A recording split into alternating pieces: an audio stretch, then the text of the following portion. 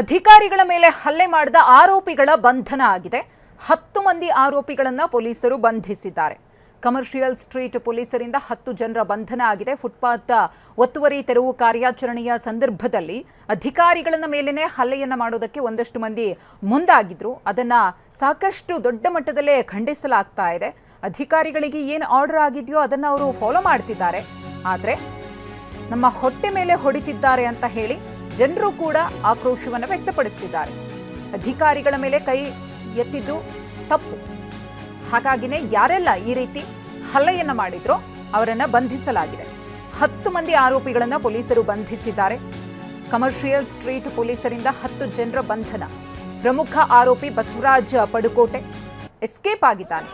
ನಮ್ಮ ಕರ್ನಾಟಕ ಸೇನೆ ಅಧ್ಯಕ್ಷರಾಗಿರುವಂತಹ ಬಸವರಾಜ್, ಹುಡುಗರನ್ನ ಬಿಟ್ಟು ಗಲಾಟೆ ಮಾಡಿಸಿರುವಂತಹ ಬಸವರಾಜ್ ಫುಟ್ಪಾತ್ ಒತ್ತುವರಿ ತೆರವಿಗೆ ಹೋದಂತಹ ಸಂದರ್ಭದಲ್ಲಿ ಅಧಿಕಾರಿಗಳ ಮೇಲೇನೆ ಹಲ್ಲೆಯನ್ನು ಮಾಡಿ ಪರಿಸ್ಥಿತಿ ಯಾವ ರೀತಿ ಸೃಷ್ಟಿಯಾಗಿತ್ತು ಅನ್ನೋದನ್ನು ಗಮನಿಸ್ತಾ ಇದೆ. ಬಸವರಾಜ್ ಇದರ ರೂವಾರಿ ಅನ್ನೋದು ಗೊತ್ತಾಗ್ತಾ ಇದೆ. ಆತನ ಮಾತು ಕೇಳಿಕೊಂಡು ಯಾರೆಲ್ಲ ಬಂದು ಅಧಿಕಾರಿಗಳ ಜೊತೆಗೆ ದುರ್ವರ್ತನೆಯನ್ನ ತೋರಿದ್ರು, ಅಧಿಕಾರಿಗಳನ್ನ ಹೊಡೆದು ಕಳಿಸುವಂತಹ ಕೆಲಸಕ್ಕೆ ಕೈ ಹಾಕಿದ್ರು, ಅವರನ್ನ ಬಂಧಿಸಲಾಗಿದೆ. ಆದರೆ ಪ್ರಮುಖ ಆರೋಪಿಯಾಗಿರುವಂತಹ ಬಸವರಾಜ್ ಎಸ್ಕೇಪ್ ಆಗಿದ್ದಾನೆ.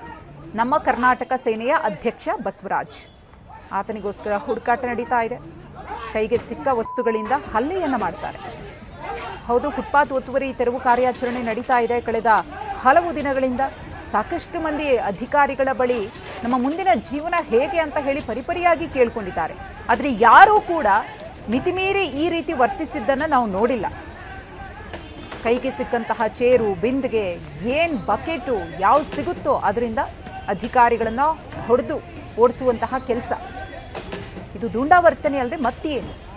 ಯಾರ್ದೋ ಮಾತು ಕೇಳ್ಕೊಂಡು ಬಂದು ಇವತ್ತು ಅವರ ಜೀವನವನ್ನು ಸಂಕಷ್ಟಕ್ಕೆ ಸಿಲುಕಿಸಿಕೊಂಡಿದ್ದಾರೆ ಬಂಧಿತರಾಗಿರುವಂತಹ ಆರೋಪಿಗಳು.